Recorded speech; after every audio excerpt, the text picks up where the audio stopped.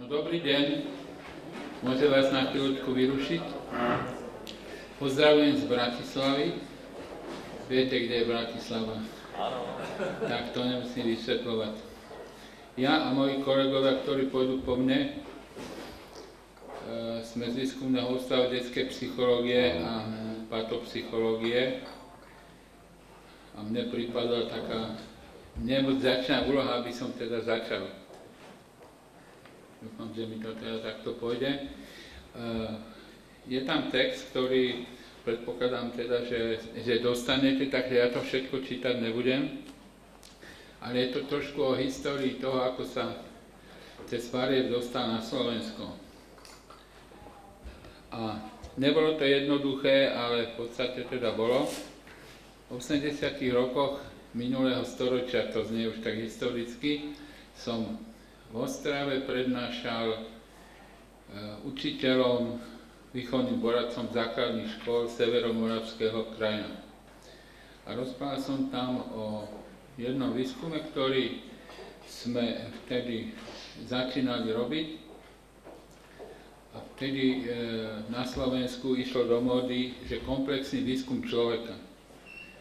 Ukázalo sa totiž, že pokiaľ sa robia výskumy relatívne odtrhnutie, tak príklad poviem, sa vyskúma, že v pôrodnici netreba nosiť kvetiny, netreba tam púšťať cudzích ľudí, lebo hrozí, že to dieťa ochorie, a potom sa došlo na to, že na druhej strane, keď sa to takto tí novorodenci odizolujú, tak vlastne sa nevytvárajú u nich tie protilátky.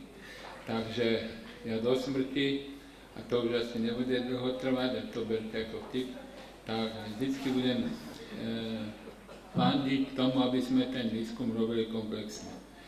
No a začal som robiť taký program pre nepodarené deti, teraz sa tomu hovorí, že deti s poruchami správania. A na záver som hovoril, že problém je náš, ako diagnosticky, a som psycholog, ako diagnosticky uchopiť psychické zmeny a efekty tej našej starostlivosti, možno psychoterapeuticko-poradenskej. A keď som skončil, tak prišiel za mnou Jirko Šimonek senior a povedal mi, že pane, ja mám takú metódu. Vtedy sa to volalo test diferenciálnej štruktúry prožívaní. Takže sme to zobrali, adaptovali do slovenčiny a odvtedy teda s tým pracujeme. Nechcem hovoriť ďalej, kto by potom chcel, tak môže sa prípadne v kuloároch teda opýtať. Teraz ešte poviem jednu vec, ktorá tam nie je, ale ja rád ju rozprávam. V tom čase sa ten náš výskum dostal do takého programu komplexného, že boj proti negatívnym javom na Slovensku. A to sa stalo tak, že 4 chuligáni prepadli ideologického tajomníka strany, Sudra Pezlára, vybili ho, zobrali mu 240 korún a tak ďalej, a tak ďalej. A na druhý deň, ale tam som nebol, ale mám od informovaných Bucha, Sudruh Colotka, to bol predseda vlády, po stole pesťov a povedal, že do Boha, 40 rokov vychovávame túto mládež a oni nám bijú ideologického tajomníka, s tým musíme niečo robiť. A už po tej revolúcii, lebo čo to bolo, som sedel v také ráde vlády pre kriminálnu prevenciu, kde sme mali nejaký plán a oni povedali, že dobre je to, ale nie sú peniaze. A ja som sa naštval a povedal som túto príhodu, to už boli všetko teda nové nomenklatúrne kádre, a povedal som, koho by bolo treba teraz vybiť. No a oni ma už potom do ďalšieho toho obdobia tam nenominovali. Ani mi to nebolo ľúto, lebo zhoršila sa kvalita chlebičkov. Ale pokiaľ... No to vôbec není na smiech. Musím vedieť, čo jeme, ale už to sa nahráva.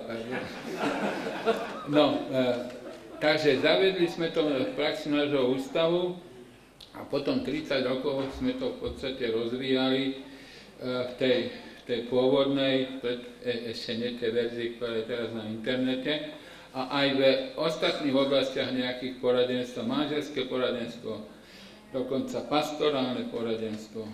A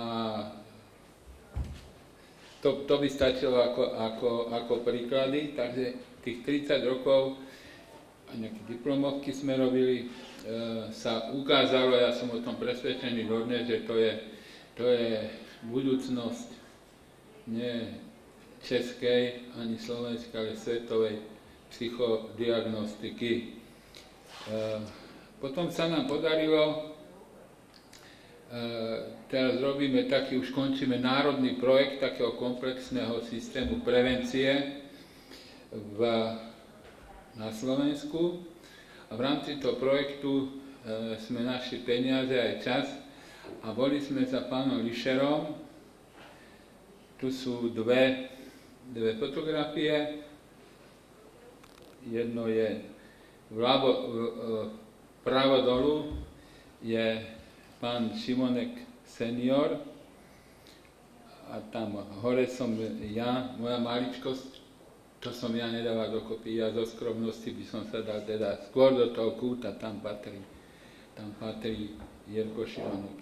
No a od neho vlastne Dab zostal také ako posvetenie, povedal, že toto je dobré a treba to teda robiť.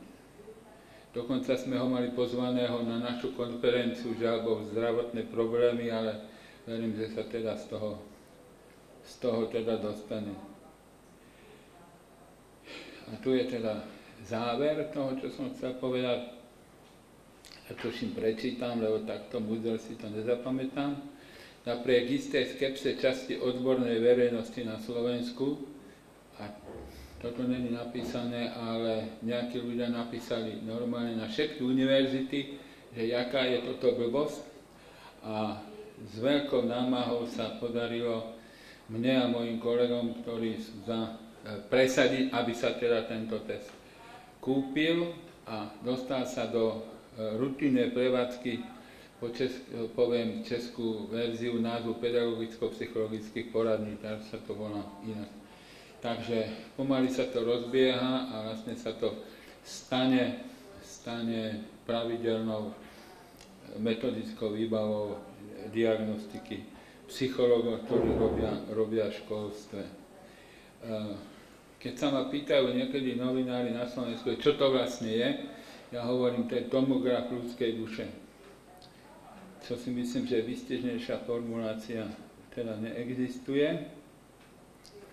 No a verím, že naďalej teda to zostane v tejto podobe, že sa ďalej ten test bude rozvíjať, teda jeho aplikačné možnosti, a že sa stane vlajkovou lodou nových techník a technológií psychologickej diagnostike. A ja som tam tak ako napísal, že tak nám Pán Boh pomáhaj, to sa tak na Slovensku hovorí, je to tam napísané, ale v skutku si to myslím, že niekedy bez nejakej vyššej moci sa múdre veci nepodarí presadiť. A dostal som pokyn od svojich kolegov, že mám niečo povedať múdre na záver. To odo mňa nečakajte, ale napadla ma taká paralela.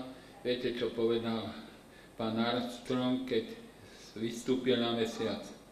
Prvá jeho veta bola, že malý krok pre človeka, ale veľký skok pre ľudstvo. Ja to chcem otočiť, že test farieb to je malý krok pre ľudstvo, ale veľký skok pre našich klientov. Ďakujem.